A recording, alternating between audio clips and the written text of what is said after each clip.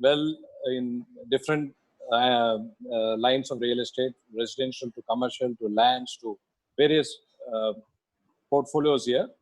And we are constantly engaging ourselves in the field of educating ourselves in the new trends in real estate industry and the current affairs in the real estate and the growing trends in real estate industry. Today we have yet another webinar which talks about NRI investment in real estate industry. This is going to be an interactive session with we have excellent speakers who are tax experts and legal fraternity who are well versed in NRI investments in real estate industry. We have with us Mr. Sudhakar, partner, 4i Advisory, and Mr. Prashant, Director and Principal Advisor, Attorney 5 Legal. These are our speakers today. We welcome our speakers to the webinar hosted by APPCC, which is again affiliated to NAR India. And we have our moderator, Mr. Nagarajan, who is well versed in the field of real estate industry and particularly with NRI investments. We've been hosting a lot of shows abroad. So over to you, Mr. Nagarajan, to take over the session. Good evening, gentlemen. Welcome, Mr. Prashant. Welcome, Mr. Sudhakar. This is a very important session because NRIs contribute a significant portion of foreign exchange to India. As you may be aware, an estimated 30 million NRIs are living in 160 countries and are looking at India for real estate investment opportunity. India has been consistently notching up top slot in terms of quantum of expatriate remittance, starting from $55.6 billion in 2010-11 to $82 billion in 2019. Of course, due to the COVID pandemic, this year the remittance is expected to fall by 20%. However, India is the only country in the whole world which has been sending highest remittances to their home country. A substantial portion of the remittance goes for investment in real estate. This is because NRI investment norms have been consistently and considerably eased now. The government has recently approved a proposal allowing investment by NRIs to be deemed as domestic investment on par with resident investments. It does mean NRI includes OCI cardholders as well as PIO cardholders. There are no restrictions on the number of residential properties that may be brought by an NRI. However, repatriation is allowed only in respect of 2 residential properties and unlimited commercial properties. Remittance of sale proceeds is limited to the cost of the property, and the amount of capital gain on sale of property cannot be repatriated. The Reserve Bank has considerably eased investment norms by NRIs as well as PIOs while investing in real estate. They can buy, sell, gift, and inherit immovable property. However, the prohibited categories of properties include agricultural land, plantation property, and farmhouse. In the event of sale of immovable property, the authorized dealers, that is the nationalized banks, may allow repatriation of sale proceeds up to 2 residential units. They don't have to go to RBI for any approval. An NRI or PIO may remit an amount not exceeding $1 million per financial year out of the balances held in NRO accounts. However, the repatriation is subject to production of documentary evidence in support of acquisition, inheritance, or legacy of assets, and payment of applicable taxes in India. In a further move to ease the norms, residents can now remit home loan EMIs on behalf of NRIs. The RBI has also clarified that income and sale proceeds of assets held abroad by the returning NRIs need not be repatriated to India and can be retained and invested outside India. On the taxation front, wealth tax has been abolished. On the capital gains received while selling immovable property, the cost inflation index will enable NRIs to minimize tax liability. So NRI investors are advised to follow the ground realities while investing in real estate. Property management services companies have entered metros to provide a wide range of services now. Even leading developers extend similar services as they are keen to tap the vast Indian diaspora market. Verification of title deeds, revenue documents, incumbrance certificate for a minimum period of 30 years planning permission, proof of documents to get basic amenities would all enable them to minimize hassles while investing in real estate. However, we have come across a lot of hassles, both in terms of legal as well as taxation point of view. We have two experts who can advise us on what to do, how to resolve the situation. So our questions goes to our legal experts as well as our tax experts now. Mr. Prashant. Good evening, sir. Good evening, sir. What are the basic guidelines a potential NRI investor has to follow? Sir, unlike a decade ago, now we have a RERA. We have a well-established act called Real Estate Regulation and Development Act, enacted in 2016, which has empowered a lot of state bodies also. For example, in Tamil Nadu, in 2017, state level CMDA and RERA body has also been enacted, of which all full disclosures of each and every project by developer has to be compulsorily made publicly disclosed on all the portals, and it's very important for all NRI investors to have a look at the project, online, and to understand whether they are viable projects or not. So to understand the basic necessities on NRI investment, it is very important for any investment person to ensure that they have able legal guidance to understand whether the project has all the legal documents in place, all the approvals in place, if it is a residential development or if it's a plotted development, whether there is a RERA number, because without RERA you cannot proceed for sale, and purchases are very imminent in those regards. So it is very important for them to look at this act as a starting point for any investment. Mr. Sudhakar. Good evening, sir. Good evening, sir. With the relaxation of the norms, investment norms for NRIs, is it advisable to continue to invest in real estate by NRIs, both in land and other assets, from the tax planning point of view? Yeah, like you rightly laid the context, from an exchange control point, firstly, RBI is kind of freely permitted NRI investments into the real estate sector, barring those three areas where you said, where you rightly said, which is agriculture, farmland, and plantation. Barring these, from an exchange control point, yes, you can do it. From a tax perspective, while the gains are actually liable to tax, exemption from liability to pay capital gains, with specifically upon sale of land or building appurtenant thereto, law gives certain tax benefits. For example, you can invest in certain bonds, rural electrification bonds or national highway bonds, up to 50 lakh of your capital gains gets exempted. Or, just to cultivate investment, you can also buy one more property. That gains are also exempted. Lastly, one small point, in line with the way economy has been kicking up and need for investments on startups has been picking up so highly. Very interestingly, there's also a deduction which says that if you sell any property here in India, those gains can be invested into startups, and those are also exempt. So from an NRI point of view, yes, there are a lot of incentives which can be availed for purchasing or sale of real estate property.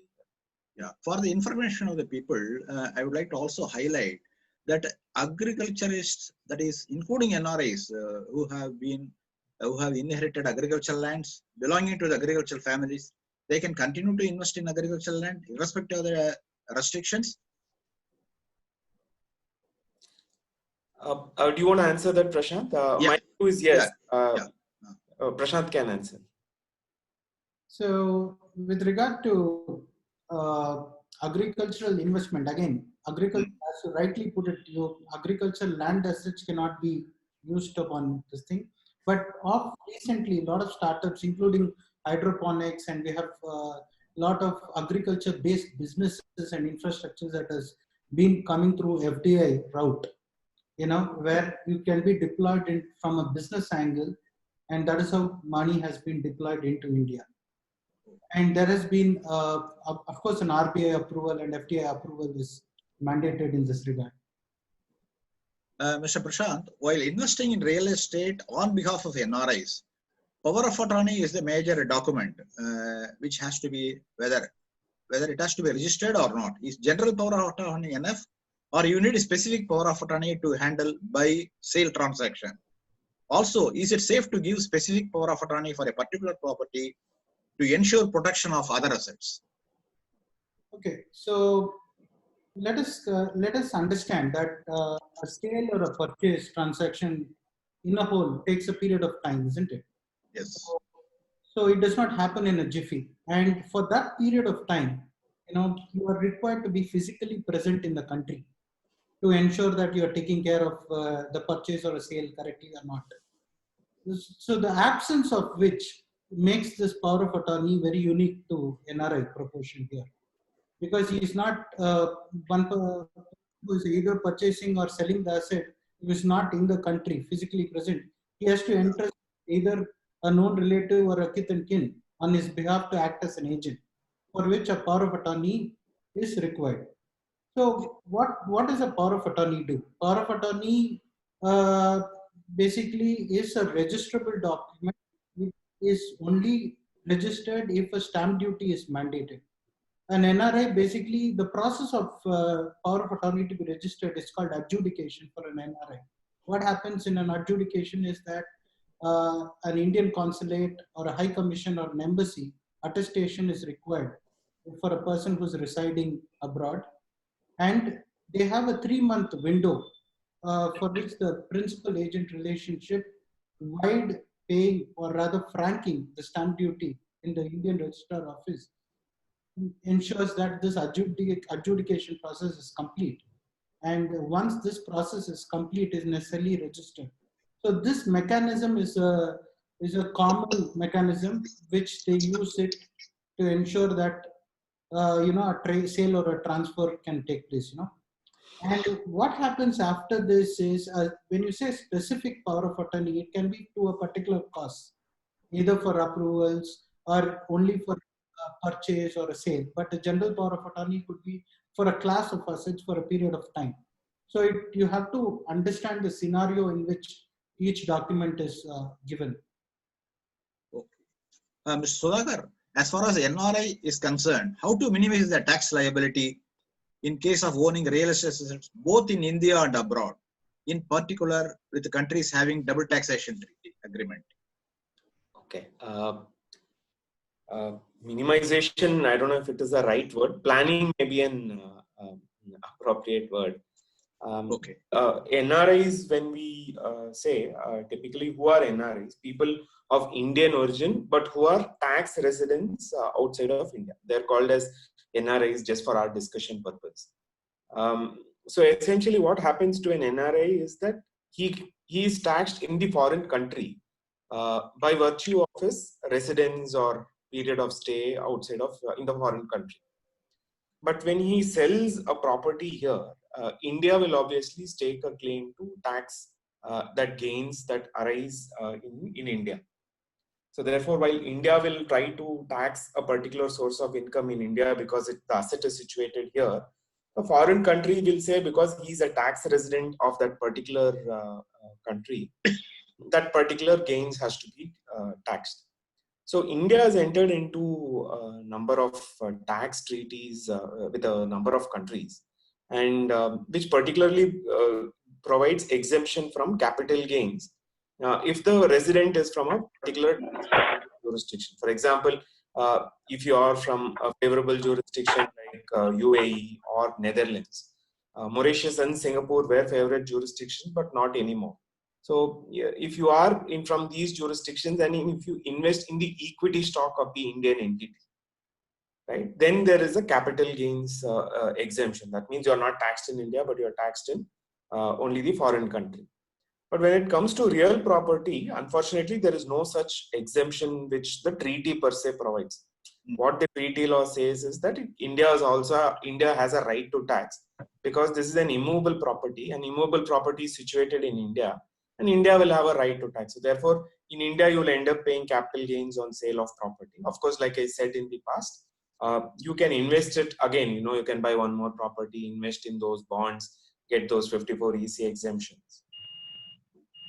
That's the only planning that is available. But if they pay any capital gains in India, and he can take credit of that taxes which he pays here in his home country. So for example, if I'm a resident of US or UK, and I have bought a house property in Chennai, and I sell that house property, whatever gains, whatever tax that I pay here, I am liable to take credit in my home country, in US.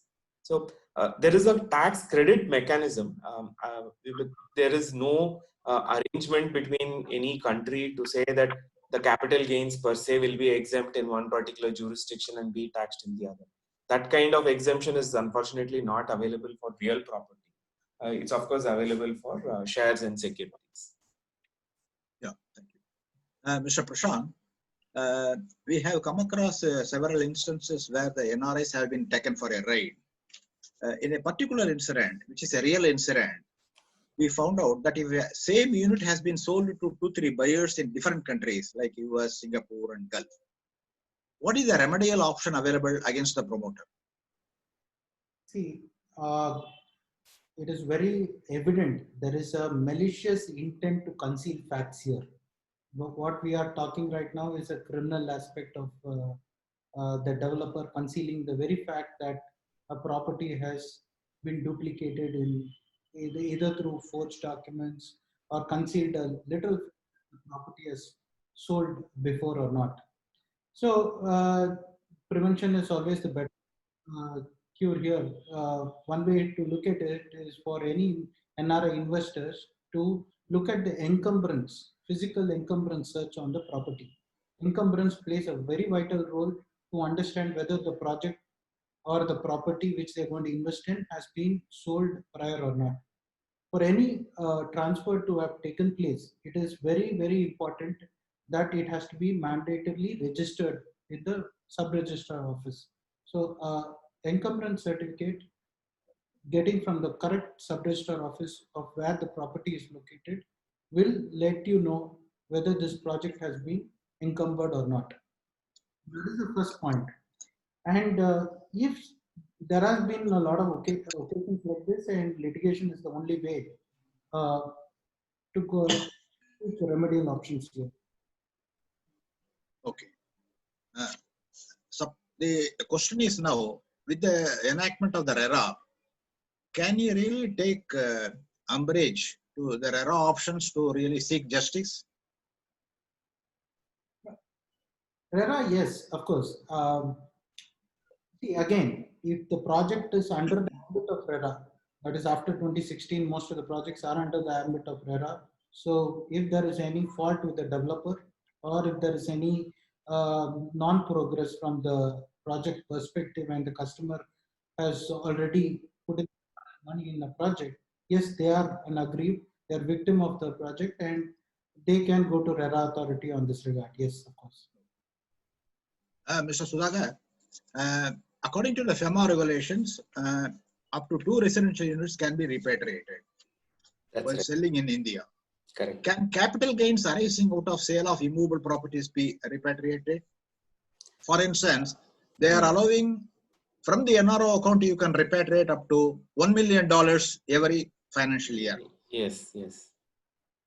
So can you put the capital gains in the NRO account? Of course, it has to go to the NRO account only. Can you take that capital gains via that $1 million route? Yeah, sure. See, the $1 million is kind of a blanket route which the RBI is given for repatriation of any proceeds that comes to the NRO account of the NRI to be repatriated. This, of course, includes not just property sale, but also rent, dividend, and every other form of income and credits to the NRO account can be repatriated within this limit. I just want to add one little point of caution. we had in one particular instance asked the same question to RBI on, whether, if we have in excess of 2 properties, if there is a credit that comes to the NRO account, is there something that is permitted, is what we had asked RBI. RBI unfortunately didn't give a response. So we've kind of assumed that it should be possible. But there is always a question mark whether, beyond 2 properties, if you're trying to credit it to, credit the proceeds to your NRO account and repatriate, is that permitted? There's no clear answer, but practically what we have been doing is, yes, it is. We have been remitting such proceeds. Mr. Prashant, what are the basic documents an NRI should scrutinize before investing in real estate? Some projects are stuck even if the title of the land is clear.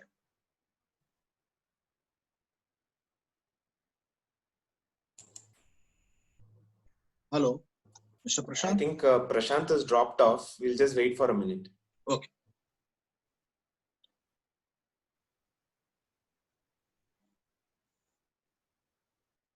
Mr. Nagarajan, why don't you go ahead with the next question? Yeah, I'm doing that. Prashant is not an. Okay. Yes. Mr. Sudhakar, Yes, sir. you can answer this question also. An NRI hailing from an agriculturist family sells agricultural land. Can he repatriate the amount sold, or he has to spend it within India? Yes, if like you rightly said initially, if an NRI has inherited an agricultural property or acquired this property while he was a resident, he can continue to hold so when he was a non-resident as well. And the proceeds that accrue from the sale of agricultural land can be credited to his NRO account, and subject to $1 million limit that can be repatriated on a year-on-year basis. There's no restriction of up to $1 million is permitted. There's no need to spend the currency foreign exchange here. So what are the tips to NRIs for tax planning while investing in real estate? Tips is no, we wanted some 10 bullet points that may be of some guidance to prospective NRI investors. So one, I don't know if it's a tax planning tip, but these are some hygiene factors that we might want to keep in mind. One, of course, today, the tax regulations have been significantly tightened, and any proceeds upon sale or disposition of property, if you receive it other than by way of a banking instrument, is liable. You are liable to pay penalty to the extent of the cash consideration that you receive. So therefore, one clear point that we'll have to keep in mind is, whatever be the circumstances, the amount should be received in a banking through regular banking channels. This also helps for an NRI because only whatever comes through regular banking channels is eligible for repatriation. That is one point. Second, like I said, even if you're in a tax favorable jurisdiction, you're liable to pay capital gains tax in India. But the interesting point is there are a number of avenues that are available for mitigating capital gains tax. If you're, for example, selling only one residential house property, you have exemptions under Section 54, deduction under Section 54, where you can buy one more house property and the entire capital gains can be exempt. Now, for some reason, you don't want to buy a property. You want to invest in bonds and to get a secure return. So 54EC provides certain benefits. So if you invest in certain specified government bonds, REC, National Highway Authority of India, these bonds, again, to the extent of amount you invest in these bonds will, to that extent you invest, you will not be liable to pay capital gains. Of course, these bonds carry a coupon rate of interest, say 5-6%, which will be liable to tax whenever you get interest. And interest is generally paid on a year-on-year basis. And third, one more benefit is under Section 54F. So you have one house property, you are selling some asset. You can buy that. You can buy one house. You can buy one another house property. For example, I have shares. I sell shares, and I have long-term capital gains. I have one house property. You can buy one more house property using that gains. To the extent of amount you invest in the new house property, your capital gains will be exempt. So, from a capital gains management perspective, these exemptions are very interesting and gives you a good framework to, I won't say avoid, but mitigate payment of capital gains tax. Another interesting point is, whenever you sell a property, the buyer who's purchasing your property will withhold tax at the rate of 1% on consideration that exceeds 50 lakhs. So this also, if you're kind of investing everything into a property, when you file your returns here for disclosing the capital gains income, you can claim this amount back as a refund. Lastly, I know it's just a matter of, it's just repetition. Although you might have invested the entire proceeds to buy one more property or invested in some tax favorable instrument, you still need to file your return disclosing the disposition of asset and consequent, how capital gains get exempted. Only capital gains can be mitigated, but not your duty to file your returns. So filing returns on time is extremely critical. Thank you. Mr. Prashant, Yes, sir.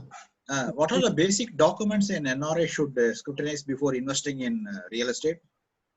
In fact, some projects are stuck even if the title of the land is clear. Very true, sir. I would rather compartmentalize the whole thing into three parts. Not just looking at the title of the land per se. It is very important to have a scrutiny check on who the landowner, the developer is. Look at the feasibility and financial credibility of such people who are the owners of the land. And second, also have a basic litigation checks on the land, which is also critical. Apart from the third crucial aspect, which is the approvals of a project. If it's a residential project, approvals also play a very important role on the project. So just not the title of the land that makes the project very complete. So it is very important that you look at all these three aspects before investing in real estate. Mr. Sudhakar, is it advisable to opt for joint investment while investing in immovable property or in single names? Joint investment is definitely permitted, but for an NRI, like you might be aware, joint investment is possible only if the other owner is a relative. That's the kind of interpretation RBI is given. So only if is your relative, and relative, his husband, wife, brother, sister, lineal, ascendant or descendant. Only these are your relatives. You can do joint investments. The advantage of doing these joint investments are, at the time of disposition, that is sale of the property, the limits can be applied. All the benefits or gains that accrue can be applied to each one of them specifically. For example, between husband and wife, when they're selling the property and assuming their share is very clearly demarcated in the agreement to say 50-50, the investment limit, under 54EC or 54F will apply to each one of them separately. So, if there's a possibility to invest jointly between the relatives, yes, it's definitely an option that's possible. Mr. Prasad, is RERA applicable to plot developers as well? Several NRIs bought land during property shows held abroad over a period of time. Some of them have legal issues even today. Can it be tried under RERA now? Ever since 2016 Act, over and above 500 square meters of land, any developer is doing a plotted development, he has to compulsorily register the plotted development under RERA. So as a customer, any NRI who is going to invest on such lands will have to look at RERA as a starting point again to have a look at these projects. See, very importantly, water sanitation, that is CMWSSP in water provision, supply and drainage facilities which are very critical for any plotted development, along with infrastructure, civic infrastructure such as roads, electricity, pipelines, and installation of lights. All these are all a part of a developer's ambit in a plotted development. So it is very important that the authority understands that there is a period involved to ensure that a person can commit to a plot purchase within the vicinity, all the approvals are in place, and the developer has completed the project well in advance. And and on getting the occupancy certificate or the completion certificate, I mean, that is the critical juncture for which any NRI investment is possible on these plotted development, and definitely can be tried under RERA if the developer has not adhered to whatever he has prescribed in RERA under his disclosures. Mr. Sudhakar, Yes. I am aware that land repatriation is not allowed as per the FMR regulations, but you can build a house on land and then make it a housing and then repatriate. That's correct. Whereas commercial property, whether it is office space or retail, is it allowed? Is it entitled for repatriation? See, there's no express provision that is currently prohibiting it under the exchange control regulations. But in practice, RBI has never resisted anyone from repatriating sale proceeds of commercial development. The way they look at it is, if this is an activity that is permitted under the FDI regulations, right? It should also be permitted for an NRI as well, unless the NRI opts for a non-repatriable investment. But otherwise, if he opts for a repat investment, it should definitely be permitted. But just a caveat here is, when I say it is permitted for repatriation, it is subject to that $1 million limit. So subject to that limit, you can repatriate. Mr. Prashant, there are a lot of occasions when we see NRI patrons, families, either their parents or through them, they have family property to be inherited or to be received by gift or via partition. How should one partake and secure themselves in such a transaction? See, it is a very pertinent question because we are always looking from an NRI's perspective that he is always purchasing a property. We should also look at another common scenario where he's a first generation NRI who moved up abroad, and he's got a joint family or a family in India who's got large assets, and there is a lot of complication on divestment of these assets that will eventually land in his kitty. So we should understand the nature of the transaction, nature of the land parcel to give a judgment there. But there are a lot of instruments that facilitate, be it the will. The latest provision in a will is that we have now a living will which has come into place, and we have other instruments such as settlements and gifts which can be used as instruments to ensure that partitions are taken care of, gifts are taken care of, family properties are inherited wisely without relying on wills unprobated, etc. So it is very important that we rely on the given instruments and understand the scenario of each properties thereof to come to a legal conclusion there. Mr. Sudhakar, now that the wealth tax has been abolished, can I transfer my immovable property in favor of my relatives who are abroad by way of gift? So when we say gift tax has been abolished, there are actually, in wealth tax, gift tax provisions imbibed under the Income Tax Act itself. So there's a section called 56(2)(10), which says that if you receive any amount, any gift or any transfer, if you receive any property other than for a valid consideration, you will be liable to pay tax on the amount of benefit that you get. So which means that if you transfer a house property to me, while you can call it as a gift and you can be exempt, I will be liable to pay tax under 56(2)(10). But the law, interestingly, gives you an exemption for transfer between relatives.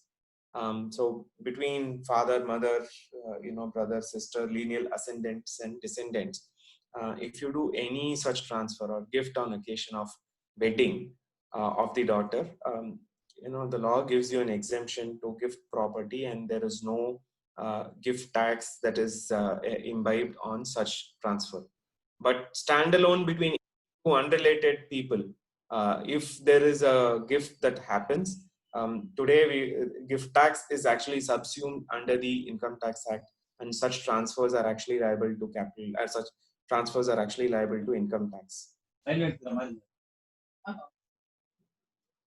And it's taxed not at the capital gains rate of 20%, but it gets taxed as other income. So which means that when Mr. Nagarajan gives his house property to me today, I will be liable to pay tax on the guideline value of the property at 30% plus surcharge and cess. So I am liable to pay tax as a recipient. So a recipient-based gift tax is kind of embedded under the Income Tax Act itself. So whenever the way I would suggest, is that whenever there is a gift, whether you give it to someone or receive it from someone, whether it is real property or non property like shares and debentures, you'll have to please ensure that the other person who's receiving it should not have adverse tax consequences. So it's very important to the law today is such that both the receiver and the payer should not be liable to tax. And today, the way laws have been written under the Income Tax Act is there are certain situations where both the transferor and the transferee, person who's giving as well as receiving, could potentially be liable to tax. So therefore, you'll have to be a little mindful when such kind of a gifting happens. Mr. Prashant, what are the essential documents to be preserved in support of title to the property by an NRI while living abroad? Let us understand there is a scenario of a flat purchase. In a flat purchase, what happens? There is a land there. Land has a history. Land has a certain set of documents. Again, you are one among the customers there, so you're not going to receive the land documents. So entire set of copy of documents tracing whatever the title, you said 30 years, I would go as far as possible. Chronologically ascertained with a legal opinion is taken as a copy from the developer. So that is one set of documents you need to collect from the developer. Over and above, there is a construction agreement which is mandatory, and then there is a sale deed. If not, there is an agreement to sell prior to this. So all these registrable documents have to be collected. If there is a power of attorney involved, again it forms part of the package. Now this is with regard to the title, but again you need to have a full set of compliance measures on the approvals. So you have to collect the entire fire approvals, road authority, NHAI approvals. You should have airport authority if it's an MSB site wherein there's a height restriction involved. So you have to ensure that you have the sanctions from CMDA, the planning permits, building permits. So you should ensure that every single line item is ticked off and collected at the time of purchase. And with regard to land purchase, it is totally different. You just have to look at going as far as, I would say, as far as possible, not just 30 years. And apart from that, you should have all your receipts, tax payments, collection of all revenue records. We say in Tamil Nadu we use Patta, Chitta, Adangal. So collection of revenue records, payment of all taxes, revenues, electricity. If there is any property tax involved, we need to collect all the receipts. So we have to evidence that the property is not only good enough for ownership, but also possession has been unencumbered and stress-free. So these are all the set of documents that you need to collect and keep. Thank you. Mr. Swagar, can I use the capital gains arising in India to buy property abroad? These are the investment benefit which is given under 54. So it applies to property in India generally. So if we are using it to buy property outside, the law will not give you an exemption for capital gains accruing here. Even if it applies when we have the double taxation agreement with the foreign country, select foreign countries abroad? Yeah, so like I said, so DTAA gives you exemption only if it is for shares and instruments. It doesn't give you benefit for immovable property. Immovable property essentially gives the taxing rights rests with the country where the property is situated. So which means if land and building is situated here, India will have a right to tax that. Mr. Prashant, in the event of encroachment, land grabbing and forged document in India, how an NRI can resolve the complex issue while living abroad? This is a very, very unique question because it's not a regular course of business here. It is very... No, it is a practical question which many NRIs are facing, which we have been receiving a lot of complaints also. Yeah. So encroachment, land grabbing, and forged document. All these three are, an external third-party influence on whatever the land that they have and possess. So when such a thing arises, you have to again enlist an interested law enforcement agency to take the next foot forward by going to a police professional, filing an FIR, CSR, and ensuring all legal formalities are adhered to by reaching out to your fellow lawyers. See, what happens in case of forged document is that it is very critical about the timing of the problem. So we do not know when do you identify. Again, there is a time limit with regard to limitations here. So we need to understand the timelines of when you actually understood there is a forged documentation there. If there is an issue there, yes, there is a good enough case for you to present as a litigation there. But in case of an encroachment and land grabbing, I think you have to seek law enforcement agencies as your first foot forward. Yes. You remember that the distance really is substantial enough for the NRIs really to visit frequently. Can I do it online? Is there any provision available nowadays to lodge the complaints online? So not really. Power of attorney is a very good way to look at it because you are required to be on the ground most of the time. Unfortunately, online, yes, you can send in your grievances, but you will have to interest on a local lawyer to take your proceedings here. Mr. Prashant, Mr. Sudhakar, one last question. Sure. See, there is a guy hailing from agriculturist family has invested and then he sold the agricultural land to third party. But can he transfer it within India to some of his relatives? You're saying the agricultural property can be transferred, or yeah, agricultural land revenue, the sale revenue, sale part of it. Sale proceeds. When you say he wants to gift it to others, is it? Yeah. Yeah, like I said, you can gift the money to anyone, but today, the gift tax provisions are imbibed in the Income Tax Act. So therefore, the key point is if you give it to a non-relative, then he will end up paying tax, as income from other source. Okay. So we are getting questions from our viewers. Let's take it up now. This is from Mr. Prabhu. Should it be a blood relative of NRI to give or to receive power of attorney or special power of attorney? Can third party also be given or receive power of attorney? Mr. Prashant? Third party can also receive as long as you trust and it's a legally viable, as long as the power of attorney and the agent in that principal agent relationship is contractually agreeable and the agent is capable as an adult and capable of handling the contract, yes, of course. Next question is from Mahalingam Krishnamurthy. Can an NRI, while purchasing a property in India, transfer funds to his friend and friend without power of attorney pay from his account and purchase property in his name? If yes, to what extent that amount can be routed?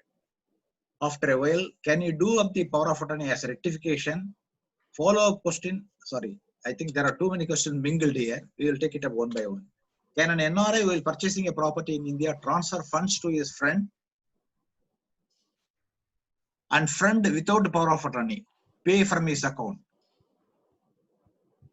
Let us understand who is purchasing the property here. Is it the friend or yourself? You know, see, the thumb rule is that through a debt, no property can be purchased. It has to be equity. So it's your funds with your own money. You purchase property. So keeping that thumb rule, you know, in this kind of a scenario, right? Without a power of attorney, it is not possible because he is not agent, right? So the issue here is if the friend uses whichever the money source of the fund, if the so I see another question here, question of only routing fund. That's right. Okay, routing fund, if the question is only about routing fund, then there is without a power of attorney, there is no justification to it, is it not? So we need to justify the purchase of money or property, and the routing can only happen if it is equity based money. Yeah, there is a follow-up question. What is the effect of the payer in India for routing it through his account not being a close relative? It also has a tax component. Sudhakar, I think it would be better to consider. Yeah. Like I said, you know, if you're receiving gift from any person other than through a relative, that whatever money you get will get taxed in your hands. The person who receives the money has, you know, gift and will be subject to tax at 30%. Next question from Mr. Sanjay. Can NRIs raise loan in India and use that for purchase of property in India?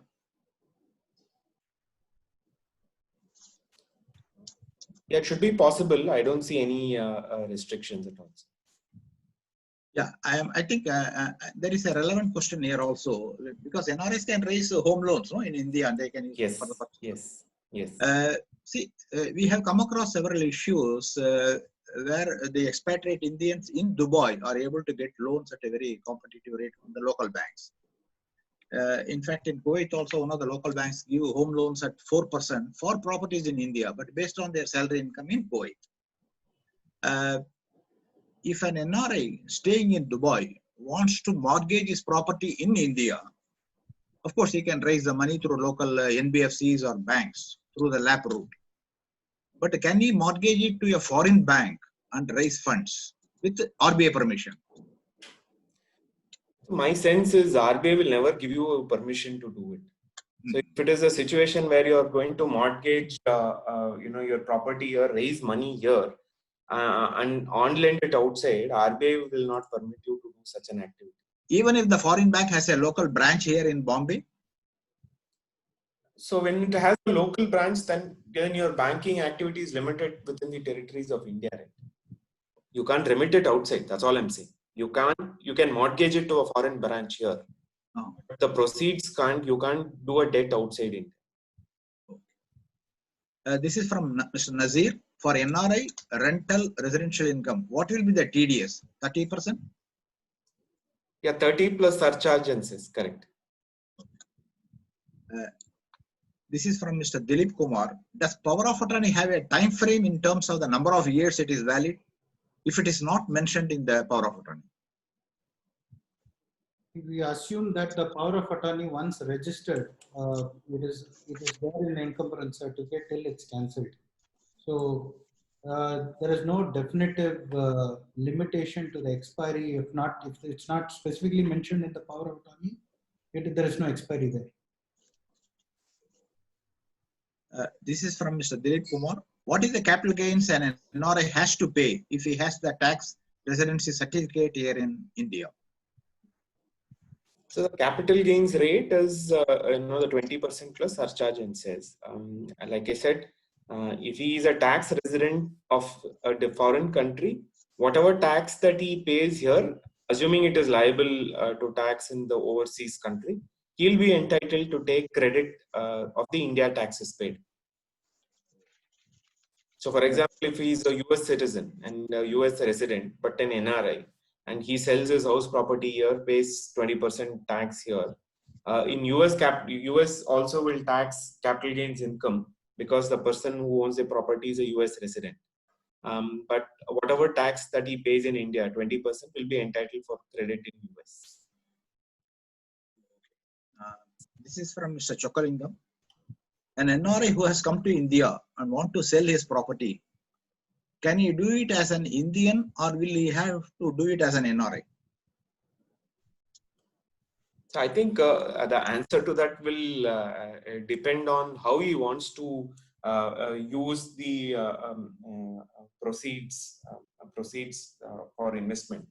An NRI can invest on repatriable basis as well as non-repatriable basis. So if he chooses to do it on non-repatriable basis, the money will go to his Indian bank account. He can also do it on repatriable basis, which means it will go to his NRO account. And from there, it can, subject to $1 million limit, can be transferred also. I think the question has other implications also. It does mean that if you are returning NRI, an NRI who is not an ordinarily resident Indian, can he do so?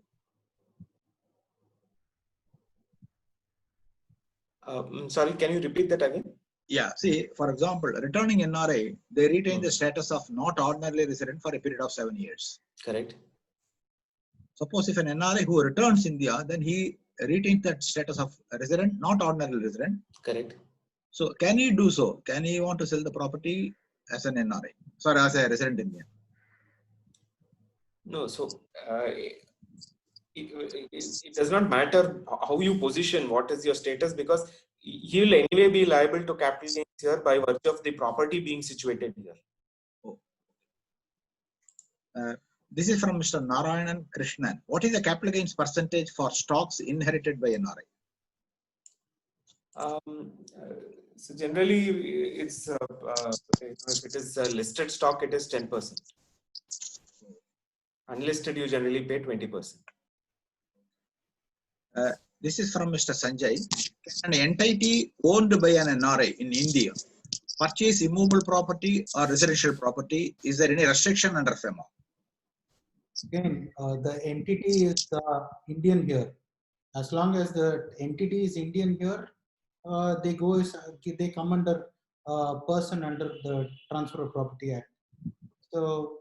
So again, we have to understand what sort of entity, what sort of shareholding is there. If it's a company or an LLP, there are a lot of multiple questions within that question. So, of course, on a general sense, yes, an Indian entity can invest in a property. Okay. Oh, so that's the end of the question. If it can buy agricultural property, my answer will be no. No. Because what is not permitted directly can't be permitted indirectly as well. But with the Karnataka government now relaxing the agricultural land also policy also, the NRIs can directly invest through an entity also, no? For industrial purposes. Yeah, basically I want to answer that because see, the conversion is made permissible so that the land itself is no more an agriculture land.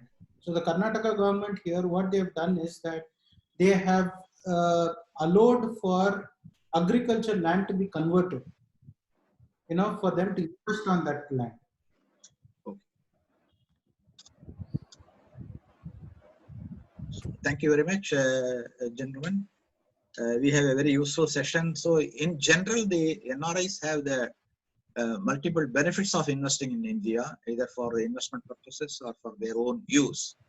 With the rates at an all-time low and the home loan rates at 6.7% now, NRIs have the multiple benefits of really striking bargain deals now. There are a lot of advantages also now. NRIs are, for investment purposes, they are almost treated as resident Indians, so they can avail of all the all-time low interest rates also. There are tax benefits available. Double taxation tax agreement is also though. But only thing is they have to follow the ground rules. Even though property management services have been offered by professionals as well as some developers, they have to take care of their property. And I think through the legal group, well, professionalized legal services, they will be able to make a better judgment while investing in real estate. Thanks for your support. Over to you, Prabhu. Ram? Yeah, I think it was a very wonderfully and informative session. So I request Prabhu to thank the speakers as well as moderators, as well as the members of APPCC and our guests who have come for the sessions. It was indeed our pleasure to have people like Mr. Sudhakar and Mr. Prashant addressing the queries of realtors community in terms of NRI investments. In fact, during this period where we are anticipating a lot of influx of NRIs coming into India due to this current scenario, COVID scenario, where realtors will have a major role to play to accommodate their needs. And the kind of information which we have shared, Mr. Prashant and Mr. Sudhakar had shared, it is going to help a world of good for us. And I thank each and one and every members who have participated, non-members who have participated with us for this webinar. And this is a series of webinars where APPCC has been organizing. And we have a couple of more webinars coming for over the period of time. We will expect all of us the same support from all members here. Thanks, Mr. Sudhakar. Once again, Mr. Prashant, thank you so much for addressing our queries. Mr. Nagarajan, as usual, you are wonderful. And thanks a lot for moderating. In fact, Mr. Prabhu, these experts will be able to answer any questions your viewers may have in future also. You can send it by email also. We will be able to guide them. All the queries, whatever queries comes by, we'll collate and have an email sent to you people. Expect your replies on it. Thank you so much. Thanks. Thanks one and all. Thank you. Thank you. Pleasure.